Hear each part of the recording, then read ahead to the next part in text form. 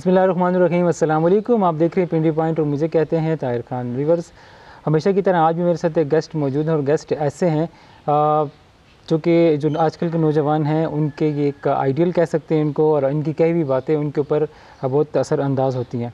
मेरे साथ आज मौजूद हैं स्टेट यूथ पार्लियामेंट के सदर शहीर सियालवी साहब। तो आइए आपकी मुलाकात कराते हैं उनसे।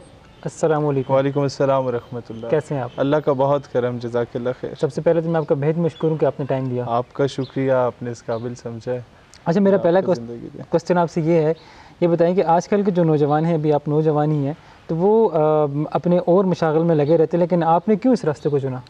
देखें, बचपन में I used to idealize Shahrukh Khan, I used to idealize Salman Khan.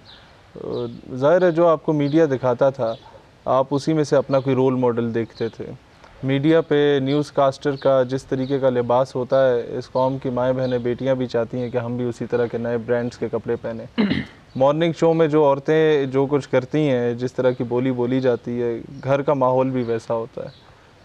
But then a time came when I realized कि यार नहीं, ये तो फिल्मी हीरोज़ हैं, ड्रामाई हीरोज़ हैं, कागज़ी शेर हैं।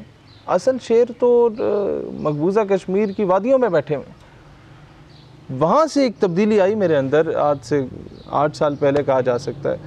और देन आई रियलाइज्ड कि यार हम लोग तो फजूल कामों में पड़े हुए हैं। हम लोगों की अगर वो जो लॉर्ड मैकाले का तालीमी निज़ाम इंट्रोड्यूस कराया गया 1857 की जंग आज़ादी के बाद, उसका प्राइम फोकस ये था कि इन लोगों की जो नस्ल है वो तो वही है, वो जो आबाओ अजदाद से चली आ रही है, मुसलमान है, लेकिन जो इनका दिल है, इनकी लय जो हिजाजी है, नगमा हिंदी तो है, लय तो हिजाजी है मेरी, वो लय हिजाजी ना रहे। देन आई रियलाइज्ड कि यार वो ज़िंदगी का मकसद तो उस हस्ती के दीन की सरफराजी था। हम लोग तो इसीलिए मुसलमान और इसीलिए नमाजी हुआ करते थे, लेकिन हम तो अब किसी और राह पे चल चुके हैं। तो फिर आहिस्ता आहिस्ता ज़िंदगी में बड़ा चेंज आया। वक्त के साथ साथ इंसान बहुत कुछ सीखता है और फिर अंदाज़ा होता है कि यार रोल मॉडल शाहरुख खान नहीं हो सकता, रोल मॉडल बुरहान वानी हो सकता है, रोल मॉडल अमिताभ बच्चन नहीं हो सकता, रोल मॉडल जो है वो आपका रियाज नाइकू हो सकता है, अफजल गुरु हो सकता है, कमांडर इलियास काश्मीरी शहीद हो सकते हैं, रोल मॉडल इस तरह की शख्सियात हो सकती हैं। बिल्कुल जी, बड़ी ज़बरदस्त बात इन्होंने की कि जिन के नाम इन्होंने गिनवाए वो वाकई में रियल हीरो हैं और वो काबिल सताइश हैं और खराज तहसीन के लायक हैं। अच्छा, मैंने अक्सर आपकी जो गुफ्तगू उसमें ज़्यादातर आप इकबाल साहब जो उनको ज़्यादा बयान करते हैं, उनको ज़्यादा आप करते हैं, तो इसके मुतालिक आप क्या कहेंगे इकबाल साहब के मुतालिक?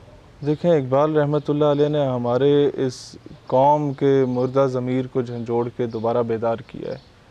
इकबाल रहमतुल्लाह अलैह एक तरफ इन्हीं हीरोज़ के बारे में कहते हैं कि मर्द हुर, ये मर्द हुर हैं और ये क्या पहचान होती है इनकी और बाकी की उम्मत और इनमें फ़र्क क्या होता है। कहते हैं मर्द हुर मोहकम ज़े विरदे ला तखफ़, माँ बमीदा सर बजेब ऊ सर बकफ़। तो मैं तो सर को उन्हों जेब विच रख के जा रहा होंदा, बहसीयत उम्मत छुपा रहे होते हैं। वो अजीब दरवेश है कि सर बकफ़ फिर रहा होता है। क्या वजह क्या है? वजह यह है कि माँ कलीसा दोस्त, माँ मस्जिद फ़रोश। मैं सलेबियों का दोस्त बन बैठा हूँ, मैं उनके बूट पॉलिश करना शुरू हो गया हूँ, मैं उनके कहने पे कौम की बेटी का सौदा करना शुरू हो गया हूँ। माँ मस्जिद फ़रोश, मैंने अपनी मस्जिदें, दरबार, अपने मदरसे बेच दिए, बेच कर तलवारें ख़रीद लिए मुसल्ले हमने, बेटियाँ लुटती रहीं और हम दुआ करते रहे। माँ कलीसा दोस्त, माँ मस्जिद फ़रोश, ऊज़े दस्ते मुस्तफ़ा पैमाना नोश। कि रात की तारीकी में जब मैं ख्वाब गफलत का शिकार होता हूँ, मैं उस नींद से बेदार होने की कोशिश नहीं कर रहा होता, उस वक़्त इस मर्द हुर को बारगाह मुस्तफ़वी से पैमाने आ रहे होते हैं। वो कहते हैं ना कि तैबा से मंगाई जाती है, सीनों में छुपाई जाती है, ये इश्क की मैं सागर से नहीं नज़रों से फैलाई जाती है। तो वो हम किसी और मैं की तलाश में, वो किसी और मैं की तलाश में, वो किसी और सागर की तलाश में, हम किसी और सागर की तलाश में। वो कहते हैं ना पीने को तो पी लूँगा पर शर्त ज़रा सी है, बगदाद का साकी हो अजमेर का मैखाना। तो there is hell lot of difference between वो इश्क की नज़र और यहाँ दुनियावी हम लोग जिन चक्रों में पड़ चुके हैं, this hello lot of difference between these things. और इकबाल रहमतुल्लाह अलैह का तो इश्क इस कदर इंतहा पे था कि इकबाल रहमतुल्लाह अलैह रोते थे, और कई दरवेशों को बाद में तारीख़ ने लिखा है रोते हुए पाया कि वो ये गिरदान पढ़ते थे, रुबाई पढ़ते थे, रो रहे होते थे कि अल्लाह तू गनी अज़हर दो आलम मन फ़कीर, तू दोनों बादशाहों का बल्कि सारे कायनात का तमाम आलमीन का अज़हर दो आलम मन फ़कीर, मैं तो फ़कीर हूँ तू बादशाह है।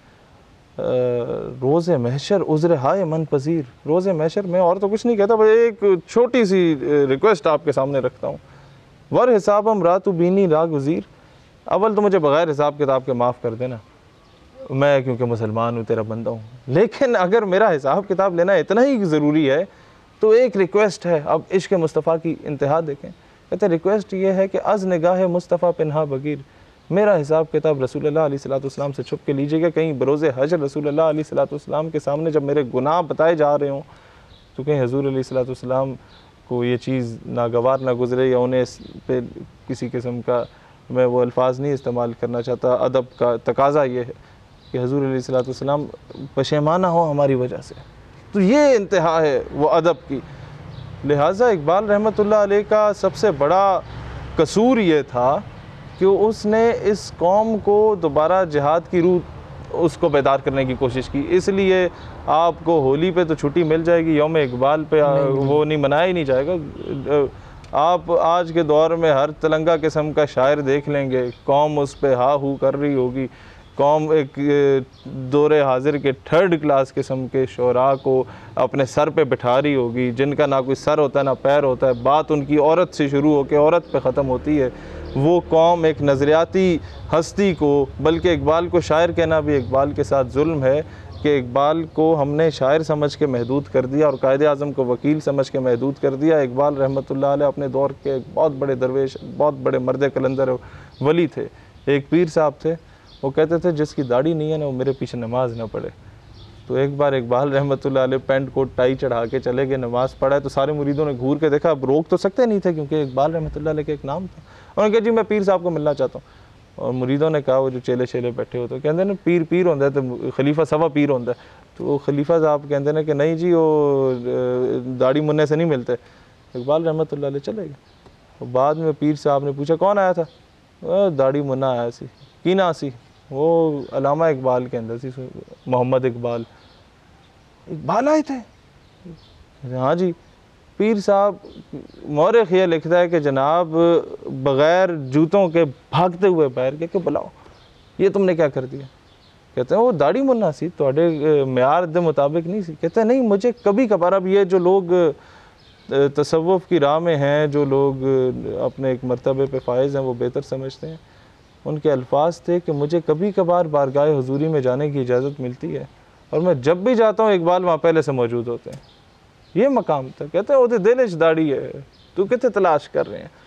बिल्कुल जी, इकबाल की जो शायरी है वो टोटली इश्क़ हकीकी पे है और मेरे ख्याल अगर आजकल के नौजवान पढ़ें तो बहुत कुछ उससे सीख सकते हैं। लेकिन अफसोस की बात है कि हमारा आजकल का नौजवान, जैसे इन्होंने कहा, वो किसी और ही एक्टिविटीज़ में घिरा हुआ, वो उस तरफ आता ही नहीं है।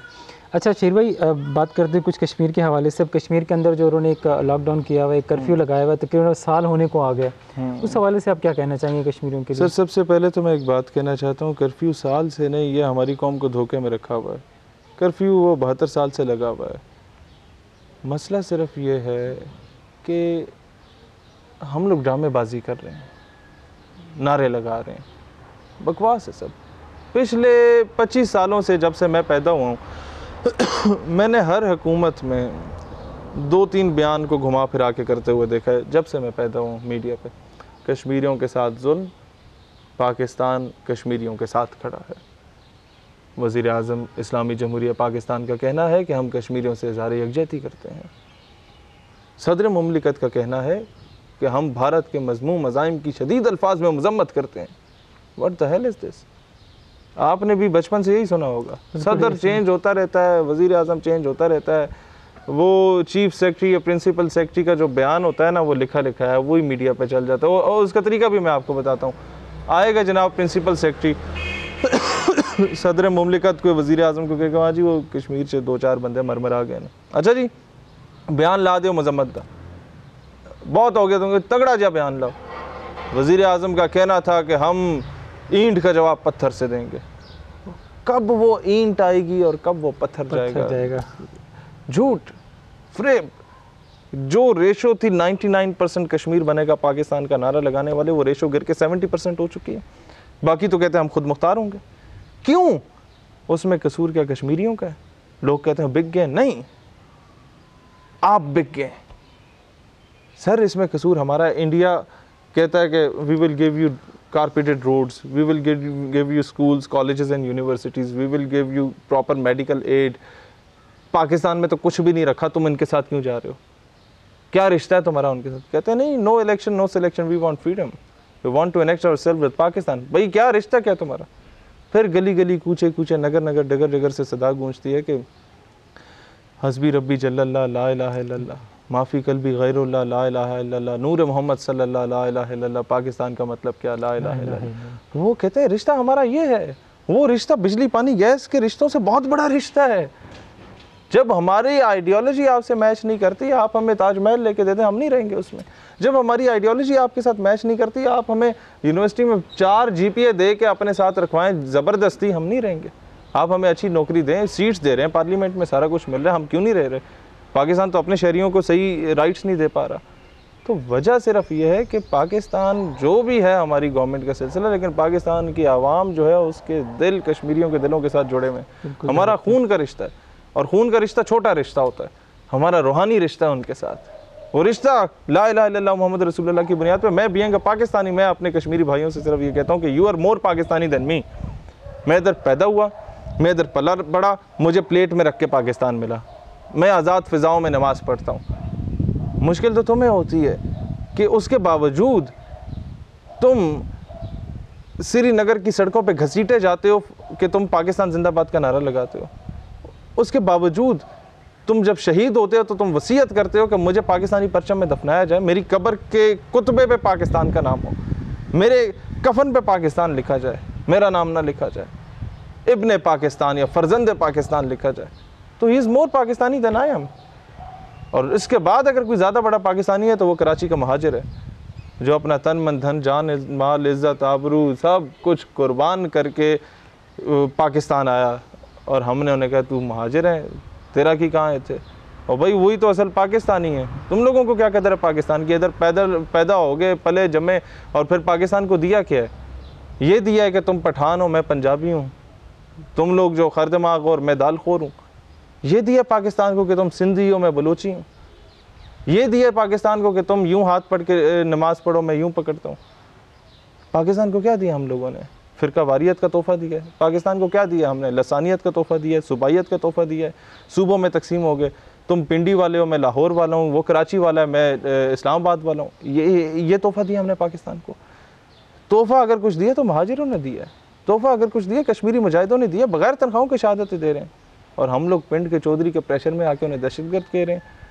मुझे बताएं ना, आप मेरे लिए शहादत देते हैं, आपकी कब्र पे मेरा नाम होता है, आपके तख्ते पे कुतबे पे मेरा नाम होता है, आपके कफन पे मेरा नाम होता है, आप मेरे परचम में दफन होते हैं, और मैं पिंड के चौधरी के प्रेशर में आके पिंड का चौधरी बोले मैं तुम्हें आज इस साल के वो गंदम नहीं दूंगा, ये दहशतगर्द है। मैं बोलूँ जी हजूर ये दहशतगर्द है।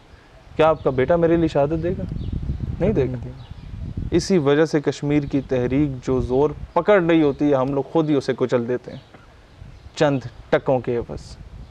जब ये एक वाक़या आपको मैं सुनाता हूँ, किस्सा मशहूर है। कॉमनिस्ट जब उरूज पकड़ रहे थे रशिया में, तो उन्होंने हर मज़हब के बंदों को ना मारना शुरू कर दिया था।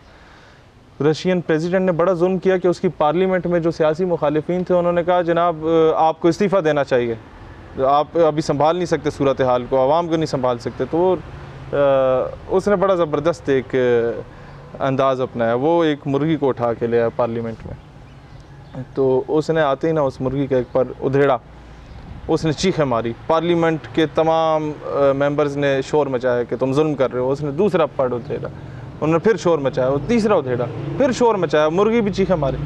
करते करते उसने सारे पैर उतार दिए, मुर्गी बरहना हो गई, वो नंगी हो गई। इतने में उसने पटक के ज़मीन पर मारा, वो फिर चीखे, आखिरी सांसें ले रही थी, चीख रही थी। उसने पार्लियामेंट में शोर, उसने कहा खामोश, जेब से कुछ दाने निकाले, फेंकता गया नीचे आहिस्ता आहिस्ता, और मुर्गी उन दानों को उठाते गई, खाती गई और पीछे पीछे उसके आती रही। वो आके बैठा, मुर्गी आके उसकी गोद में बैठ गई। आज भी जब इस उम्मत की माओ बहनों बेटियों को बरहना करके उनके साथ ज़्यादती की जाती है ना, तो हमारे चंद हुक्मरानों को दाने तो नहीं, हड्डियाँ डाल दी जाती हैं, और वो फिर दुम हिलाते हिलाते फिर मगरिब की गोद में बैठ जाते हैं। इसलिए आज ना कश्मीर आज़ाद है, ना बैतुल मक़दस आज़ाद है, ना बर्मा का जुल्म ख़त्म हुआ, ना सीरिया का जुल्म ख़त्म हुआ, ना लिबिया का, ना ईरान का, ना इराक़ का, ना लेबनान का, पूरी उम्मत मुस्लिमा, ना अफ़गानिस्तान का, पूरी उम्मत मुस्लिमा बिला तफलीक के मसलक तबाह हो रही है।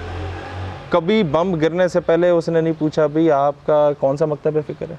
कभी बम ने गिरने से पहले नहीं पूछा कि बच्चा तासुब पख्तून दे या पंजाबियान दे। नहीं, वो आपसे नहीं सवाल करता, वो सवाल करता है मुसलमान हो, ठीक है। हाँ जाता ये सिलसिला है। सही। हम लोग बेगैरत हो चुके हैं, और तो कोई मामला नहीं। बिल्कुल जी, सही कहा आपने। अच्छा ये बताइए कि जो कश्मीर ने सॉरी भारत ने एक और ऊंची हरकत की है, जो कश्मीर को वो अपनी तरमीम आइन में तरमीम करके और भारत के साथ मिलाने की कोशिश की, अपने एक सूबा बनाया उसको, उस हवाले से क्या कहेंगे आप? देखें, बात बहुत सिंपल सी है। मैं भारत को बिल्कुल क्रिटिसाइज़ इस मामले में नहीं करना चाहता। वो हमारा दुश्मन है, वो हक रखता है दुश्मनी का। वो हमारा दुश्मन है, उसे हक पहुंचता है कि आके हम पे धमाके करे। हम क्या कर रहे हैं? अक़वाम मुत्तहिदा के गिटों में बैठे हुए। अक़वाम मुत्तहिदा इस वक्त दुनिया का सबसे बड़ा फ्रॉड है, जहाँ पर वो 5 चौधरी उन्होंने बिठाए हुए हैं कि पूरी दुनिया एक तरफ हो जुल्म के ख़िलाफ़, और उन 5 चौधरीयों में से एक भी कह दे कि जी मैं वीटो का इख्तियार करता हूँ और ये ख़त्म हो जाए सारी चीज़ें, तो वो चीज़ ख़त्म हो जाती है, वो करारदाद मंजूर नहीं होती। तो इतना बड़ा फ्रॉड करने वाला अक़वाम मुत्तहिदा कभी भी, मुझे आप दिखा दें 72 सालों में अक़वाम मुत्तहिदा की कोई एक करारदाद, कोई एक फ़ैसला मुसलमानों के हक़ में दुनिया के किसी नुक्कड़ में नहीं हुआ।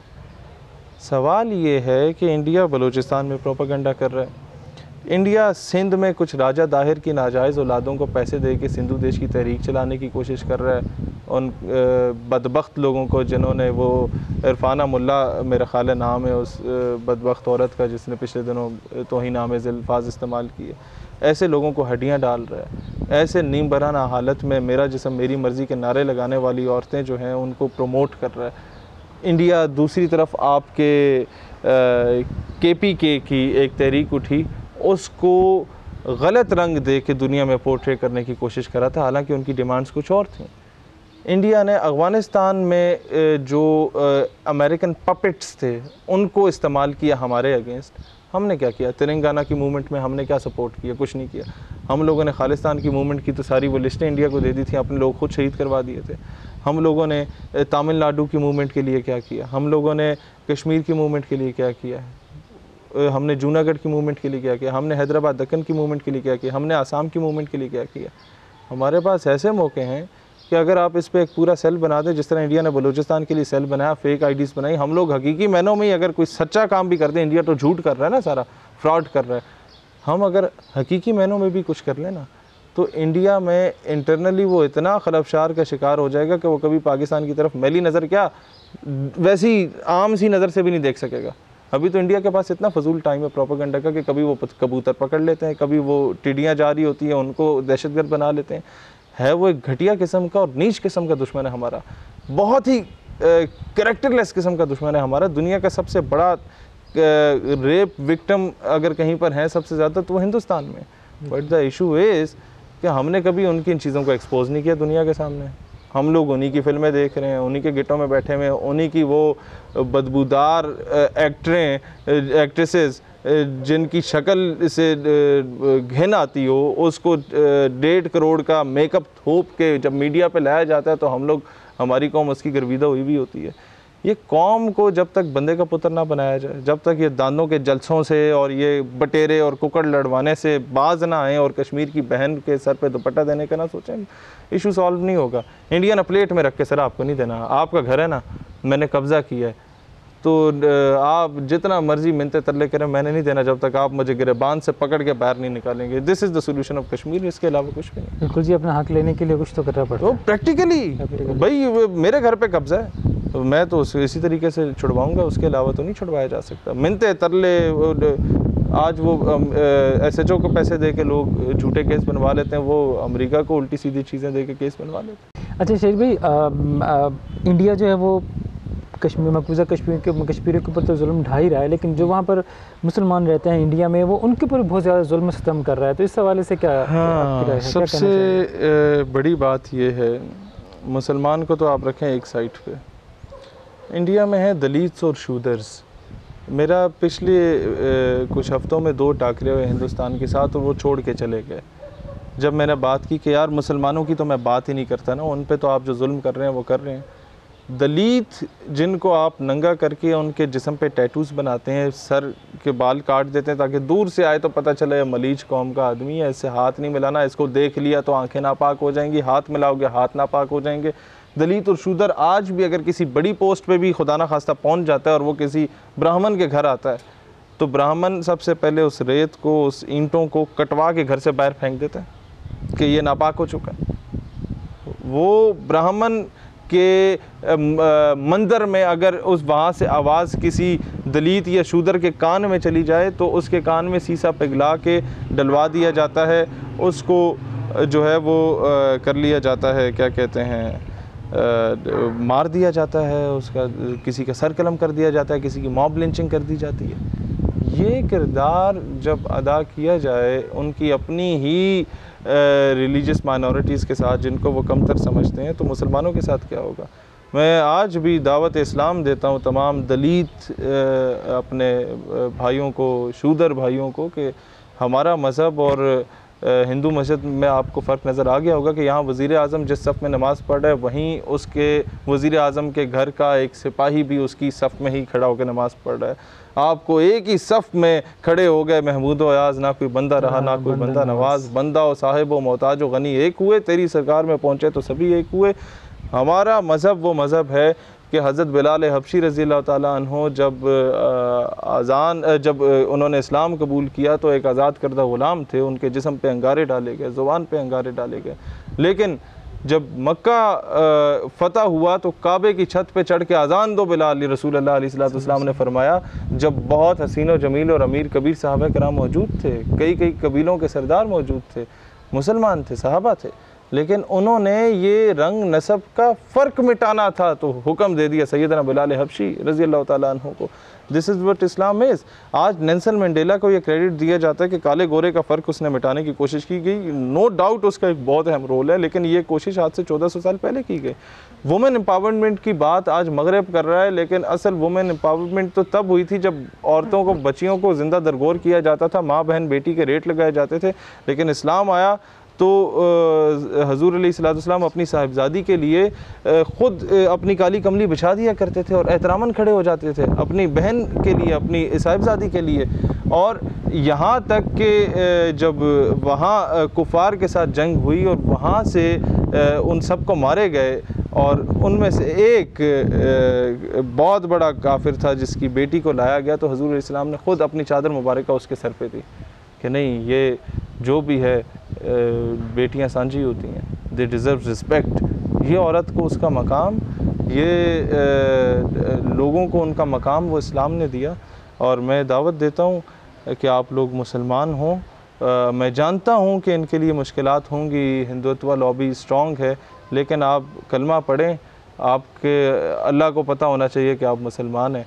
कम से कम आप इस जहान फ़ानी से जब रुखसत होंगे तो आप इत्मीनान की मौत मरेंगे कि नहीं यार, मैं उसको सजदा रेज़ उस हस्ती के सामने हो रहा हूँ जो इस पूरी कायनात का खालिक है। मैं उसके आगे प्रार्थना नहीं कर रहा जिसको मैंने ख़ुद बना के सामने बिठाया हुआ 20 रुपए का। नहीं, बिल्कुल।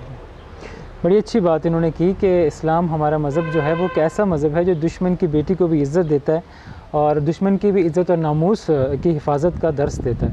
अच्छा शहीर भाई, हमारा जो आजकल का नौजवान है, जब पाकिस्तानी कह लें या जिस तरह के भी नौजवान हैं, वो उनके अंदर जज्बा हुब्बुल वतनी नहीं पाई जा रही, या वो इस जज्बे से बहुत दूर चले जा रहे हैं। इस हवाले से आपके ओए लेवल्स के बड़े बड़े स्कूल से मैं नाम लूँगा तो फिर ये गंदी आंटियाँ आ जाती हैं NGOs वाली शिकायत लगाने के लिए, जो बच्चों को कहते हैं बेटा कल आप लोगों ने जो है ना वो भगवान बन के आना है, और वो स्कूलों में जाके बताया जाता है कि महमूद गजनवी जो था वो तो ठीक आदमी नहीं था, सोना चुराने आया था।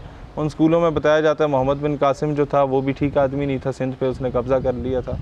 हमारे ये OA लेवल्स के कई इस तरह के स्कूल्स हैं, बाकी स्कूल्स के भी टीचर्स ऐसे हैं जो गलीज़ तरीन टीचर्स हैं। गलीज़ तरीन वो औरत है जो कि औरत कहलाने के हकदार नहीं, जो अपने शोहर से सिर्फ इस वजह से तलाक ली कि जनाब ये मुझसे बच्चे पैदा करवाना चाहता था, और वो सिंध यूनिवर्सिटी की लेक्चरार लगी हुई है। उस उल्लू की पट्टी ने पिछले दिनों जिस तरीके की गलाजत किस्म की बकवास की वो इरफाना मुल्लाह ने, ऐसे लोग और लाहौर के बड़े यूनिवर्सिटीज़ के और बाकी यूनिवर्सिटीज़ के ऐसे वो प्रोफेसर्स जो हैं जिनकी शक्ल से गलाजत टपक रही होती है, ऐसे लोग जब कौम के मुस्तकबिल के जो बच्चे हैं, जो मुस्तकबिल में किसी ने CSS का ऑफिसर बनना है, किसी ने एक वकील बनना है, किसी ने एक डॉक्टर बनना है, ऐसे लोगों को, किसी ने इंजीनियर बनना है, ऐसे लोगों की तरबियत जब ऐसे 3rd क्लास लोग कर रहे होंगे तो कौम के बच्चों में हुबुल वतनी कहाँ से आएगी? ये तो वही चक दे इंडिया गाने गा रहे होंगे, ये तो वही ओम शांति ओम के गाने गा रहे होंगे, इनके लबों पे वो सलातो सलाम तो नहीं होगा। वो तो तब होगा जब आपके टीचर्स ठीक हों। हमारे जितनी गवर्नमेंट्स नहीं, उन्होंने क्या एजुकेशन एजुकेशन एजुकेशन पे काम करो। भाई कौन सी एजुकेशन पे काम करो ये नहीं बताया। बच्चे को ABC सिखा दो, अलिफ बे पे सिखा दो, किताब के तीसरे सफ़े से पहले सफ़े पे जिस बाबे की दाढ़ी वो तस्वीर बनी है वो ना दिखाओ कि वो कौन है, तभी वो बच्चा कलम उठाए तो पहले उसी बाबे की दाढ़ी मूंछ बनाए। ये ना बताओ कि यार वो जो बाबा है जिसको तुम लोग माथे पे टीके बना रहे हो या उसकी मूंछें बना रहे हो, दाढ़ियाँ बना रहे हो, वो ही है जिसकी वजह से आज तुम एक आज़ाद रियासत में, वरना तो ये जो तुम्हें टीचर पढ़ा के तुम्हें एथिस्ट बना रहा है, कल को इसके माँ बहन बेटी के रेट लखनऊ के बाज़ार में लग रहे होते अगर ये पाकिस्तान बनता। आज आके वो बकवास कर रहा है कि जी पाकिस्तान की इस्लामिक आइडियोलॉजी तो कुछ भी नहीं है, ये अहमी मौलवियों वाली बात है। तो जब तक ऐसे लोगों को उठा के जहाँ टीचर को फूलों का गुलदस्ता देना चाहिए और फूलों के हार पहनाने चाहिए कि बच्चों का मुस्तकबिल संवार रहे हैं, वहीं उन्हें जूते भी मारने चाहिए जो बच्चों का मुस्तकबिल नहीं, कौम का मुस्तकबिल तबाह कर रहे हैं पाकिस्तान के ख़िलाफ़ और इस्लाम के ख़िलाफ़ बकवासात करके। और सबसे बड़ा मेरा मुतालबा ये है गवर्नमेंट ऑफ पाकिस्तान से, हमारे हसास इदारों से, कि स्क्रूटनी की जाए। नंबर 1 तो CSS के इम्तहानात में कादियानियों पर पाबंदी लगाई जाए। ये they're neither sincere with Pakistan not they're sincere with Islam. दूसरी बात, टीचिंग फैकल्टी में कोई कादियानी नहीं होना चाहिए। आपने केमिस्ट्री फिज़िक्स मैथ्स पढ़ाने के लिए किसी अच्छे क्रिश्चियन को रखना है या किसी अच्छे हिंदू या सिख को रखना है, आप रखें, तालीम वो दे रहा है फिज़िक्स केमिस्ट्री मैथ्स की, ठीक है। कादियानी और बिलखसूस ये लिटरेचर के सब्जेक्ट्स में सवाल ही पैदा नहीं होता। ऐसे लोग रखे जा रहे हैं और वो ख़ुद को आइदर सुन्नी आइदर शिया पोर्ट्रे करके घुस रहे हैं हमारे सिस्टम में। ऐसे लोगों की स्क्रूटनी होनी चाहिए और इनको निकालना चाहिए, वरना आपकी नस्ल तबाह हो रही है। वो शहादतें नहीं देंगे अब बच्चे, ये कॉपी पेंसिल वो लिख के ना कागज़ पे अपना नंबर लड़कियों के कॉलेज के सामने नंबर तकसीम करते हुए ज़रूर नज़र आएंगे आपके बड़े बड़े अमीर बच्चों, अमीर बाप की औलादें, लेकिन यह आपको कभी पाकिस्तान के लिए शहादत देते हुए नज़र नहीं आएंगे, क्योंकि इनके वो दिमाग में वो चीज़ें, उनके दिल में वो चीज़ें रखी नहीं है। सही बात कादियानियों की चल रही, तभी रिसेंटली हुकूमत ने भी कादियानियों को एक अक़लियत का दर्जा दिया, तो इस हवाले से क्या कहते हैं आप? देखें, पहले तो मैं समझा था कि बहुत एक अच्छा इक़दाम होगा, लेकिन देन आई रियलाइज्ड कि ये एक ऐसे घुन्ने हैं और ऐसा हमारे माशरे का नासूर है कि ये कभी भी झूठे लोग हैं ना, झूठे नबी के मानने वाले हैं, सो कॉल्ड नबी के मानने वाले हैं, एक करेक्टरलेस आदमी को ये नबी बना के बैठे हुए हैं मिर्ज़ा कादियानी को, ये तो किसी भी तरीके से सिस्टम में घुस सकते हैं। कल को इनका कोई बंदा MNA MPA बन गया अक़लियत के नाम पे और आके मिर्ज़ा कादियानी को वो सराहना शुरू कर गया असम्बली में, उसके बाद बेशक आप उससे लेतर मारो, लेकिन हमारी तो मौत है। लिहाजा ये कभी ना, ये माजी में उठा के देख लें, बांग्लादेश टूटा तो उसमें इन लोगों का रोल था जो उस वक़्त कैबिनेट में बैठ के वो ब्यूरोक्रेट्स डिस्कस कर रहे थे। MM अहमद उस बंदे का नाम है जिस ब्यूरोक्रेट ने हतुल वसा कोशिश की कि जी हम ईस्ट पाकिस्तान और वेस्ट पाकिस्तान इकट्ठे नहीं रह सकते, और उसके बाद ये सारी वो तहरीक को मिलियामेट करने की कोशिश की। ये लोग सिस्टम में घुसे हुए हैं, जिस तरीके से बांग्लादेश में वो हिंदू प्रोफेसर्स घुसे हुए थे और उन्होंने बच्चों को ईस्ट और वेस्ट पाकिस्तान में नफ़रत की आग जगाने की कोशिश की थी। लिहाजा इन लोगों को कभी भी एक्सेप्ट नहीं किया जा सकता। बाकी आप तमाम माइनॉरिटीज़ को, आपको पता है हम लोगों ने इज़्ज़त दी है। Pakistan is the safest haven for the minorities. सही।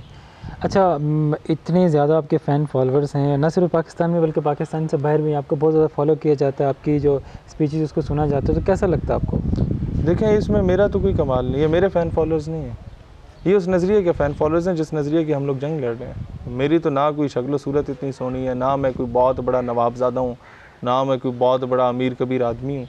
ये तो असल में उस नज़रिए को फॉलो करें। जब तक मैं इस नज़रिए पे हूँ, अल्लाह करे मेरी मौत हो जाए कि जिस दिन मैं सोचूं भी कि मैं इस नज़रिए से हट रहा हूँ उससे पहले। सही। तो इंशाअल्लाह ताला हम इस पे डटे रहेंगे। और बात सिर्फ यही है कि जब तक बिके ना थे कोई पूछता ना था, आका आपने हमें ख़रीद के अनमोल कर दिया। तो ये जो अनमोल हुए हैं, ये तो मुझे पता है ना कि 10वीं क्लास तक तो मुझे मेरे मोहल्ले में कोई नहीं जानता था। आज अगर दुनिया में लोग जान रहे हैं तो इसी वजह से जान रहे हैं कि हमने कोई 2-4 छोटे छोटे काम कर लिए, कोई नेक काम कर लिए, कोई हुज़ूर अलैहिस्सलाम की नामूस या इज़्ज़त के लिए बात की, जो कि हकीकत में किया हमने कुछ नहीं है, सिर्फ तकरीरें की हैं। हम लोग बहुत छोटे लोग हैं, आम से लोग हैं, गुनाहगार लोग हैं, लेकिन लोगों ने जो इज़्ज़त मिली वो तो हुज़ूर इस्लाम के सदक़े मिली। अच्छा शहीद भाई, पिछले दिनों कुछ इस्लामाबाद में इसराइली झंडे का भी कोई वाक़या हुआ था, जिसे जाके आपने जलाया था, बड़ी बहादुरी से जलाया, तो वो क्या कहानी थी, उसके पीछे क्या थी? नहीं, असल में मसला सिर्फ ये है कि अगर हमारी माँ बहन बेटी के साथ कोई ज़्यादती करे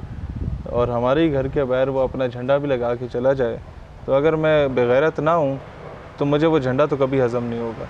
लिहाजा कि जो फ़लस्तीन में हम बहनें हैं वो हमारी बहनें हैं, जिनके सरों से अबाए छीने जाते हैं यूनिवर्सिटी जाते हुए। वहाँ की जो माएँ हैं वो हमारी माएँ हैं, जिनके बच्चों को मार दिया जाता है। वहाँ के जो बेटियाँ हैं वो हमारी बेटियाँ हैं, जिनको वाइट फॉस्फोरस फेंक के यानी तेज़ाब फेंक के उन्हें जला दिया जाता है।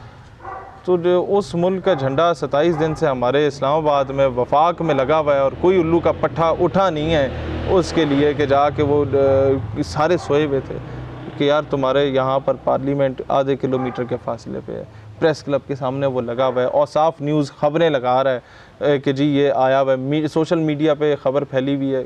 कोई किसी में गैरत ही नहीं थी, लोग डरे हुए थे कि पता नहीं किसने बैठाया हुआ है, पता नहीं इजराइल के झंडे को कुछ कर दिया हमने, तो पता नहीं हमारी नस्लें तबाह हो जाएंगी।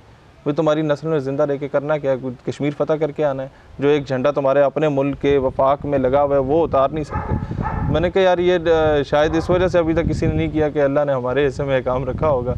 जैसे ही मुझे पता चला मैं गांव से इधर आया और सीधा इस्लामाबाद गया और वो झंडा फाड़ फूट के फारिग किया।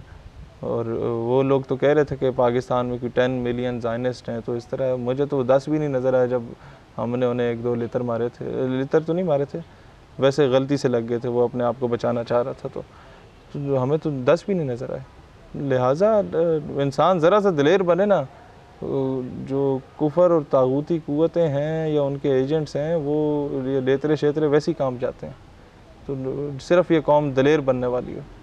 सही। अच्छा, जब आप इस तरह के काम करते हैं बहादुरी वाले या इस तरह के, तो कोई इदारे आपके पीछे तंग तो नहीं करते? क्यों तंग करेंगे? हमारे अपने इदारे हैं, हमारी कौम है, हमारे मुल्क के इदारे हैं। हम कोई इंडिया के एजेंट थोड़ी बैठे हुए हैं। इजराइल का झंडा फाड़ रहे हैं, हमारे मुल्क का दुश्मन है, इंडिया को वो सपोर्ट करता है पाकिस्तान आर्मी के ख़िलाफ़। तो इदारों को तो मेरे ख्याल नहीं तकलीफ़ होनी चाहिए। बीच में 2-4 वो होते हैं हर जगह पे इस तरह के बंदे जिनका हमसे नज़रियाती इख्तिलाफ़ होता है, वो हर जगह बैठे होते हैं।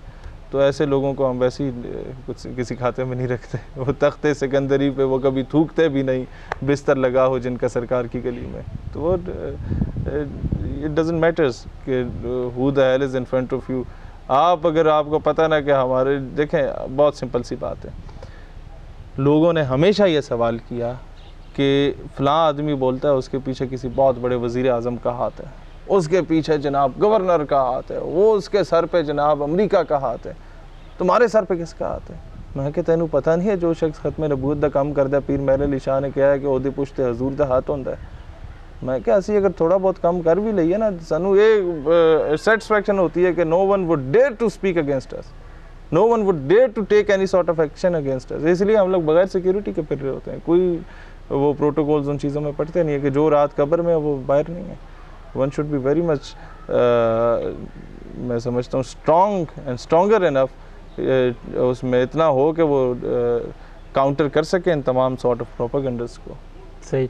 अच्छा, बड़ी मज़े की गुफ्तगू आप कर रहे हैं, आपको छोड़ के जाने का दिल तो नहीं कर रहा, लेकिन अब प्रोग्राम का टाइम भी ख़त्म हो रहा है। तो जाते जाते क्या पैगाम देना चाहेंगे यूथ को कश्मीर के हवाले से? हमारे जो पाकिस्तानी नौजवान हैं इनके अंदर जो जज्बा खुद बुलवतनी है उसको उजागर करने के लिए क्या कश्मीर पे तो यही पैगाम दूंगा मैं। अगर ये मैंने MPs कुछ बैठे हुए थे MNS PTI के, बड़े अच्छे हमारे जानने वाले थे, क्योंकि PTI में कुछ हैं 2-3 इस तरह के अच्छे लोग भी हैं कुछ, तो 2 तो हमारे सामने बैठे हुए हैं ये भी अच्छे हैं। लेकिन कहने का मकसद ये कि उनके सामने मैंने ये बात की, मैंने कहा जी मैं अगर बनी गाला पे जाके खान साहब के घर पे कब्ज़ा करता हूँ ना, और मैं खान साहब को पकड़ के मारता हूँ, और आप सारे MNAs बाहर जाके घर के बाहर एहतजाज कर रहे हैं, बंदूकें, तोपें, टैंक, एटम बम लेके, और कहें खान साहब कदम बढ़ाओ हम तुम्हारे साथ हैं, मैं उसे फिर मारता हूँ।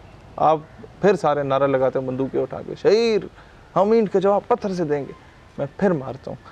तो आप फिर नारा लगाएं, शहीर हम तुम्हारे मजमूम मज़ाहिम की मजम्मत करते हैं, मैं फिर मारता हूँ।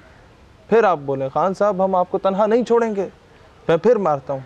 वो फिर और बड़ा जलसा करके जुम्मे के दिन आधा घंटा एहतजाज करते हैं मेरे ख़िलाफ़, मैं फिर मारता हूँ। फिर वो नारा लगाते हैं तो खान साहब रोकेंगे, मुझे कहेंगे शहीर 1 सेकंड, और उनको कहेंगे कि बगैर तो दफ़ा हो जाओ यहाँ से, मेरे साथ फ्रॉड ना करो। मैं बनी गाला का घर सिर्फ तब छोड़ूंगा जब वो जो बाहर खड़े होकर नारे लगा रहे हैं ना, वो लेतरे अंदर आएंगे, मुझे गिरबान से पकड़ के बाहर धकेलेंगे, खान साहब का घर आज़ाद हो जाएगा। इसी तरीके से कश्मीर आज़ाद होगा। इसके अलावा कोई सलूशन नहीं है। अब इससे अच्छी एग्जांपल भी मैं नहीं दे सकता, और बड़ी ख़तरनाक एग्जांपल है। और ख़ान साहब से विद ड्यू अपॉलॉजी, हम आपकी कदर करते हैं, तो एग्जांपल के तौर पे समझाना चाह रहा था कि लोग फिर इसी तरीके से वो शेयर भी करते हैं और आप तक पैगाम भी पहुंचता है, अदरवाइज़ तो पहुंचता भी नहीं। सही, आपका एक दफ़ा फिर शुक्रिया अदा करूँगा, अपना टाइम दिया, और बड़ा अच्छा लगा आपसे बात करके, और बड़ा अच्छा लगा। व्यूअर्स, मुझे तो आज का प्रोग्राम करके बहुत मज़ा आया, और अगर आपको भी हमारा आज का प्रोग्राम पसंद आया तो आपने हमें बताना है, और कमेंट्स करके बताना है कि आप दोबारा शहीर भाई को हमारे साथ देखना चाहते हैं, तो आप हमें बताइएगा, कमेंट्स कीजिएगा, हम दोबारा। और अगर कोई कहे कि हम नहीं देखना चाहते तो कमेंट डिलीट करके उन्हें ब्लॉक कर दो तो हम इंशाल्लाह दोबारा इनको आपके सामने लेके आएंगे, और आपने हमारे चैनल को लाइक करना है, सब्सक्राइब करना है, और शेयर भी करना है। इंशाल्लाह ज़िंदगी रही तो फिर आपसे मुलाकात होगी, तब तक अल्लाह नेगेबान। जज़ाकल्लाह खैर।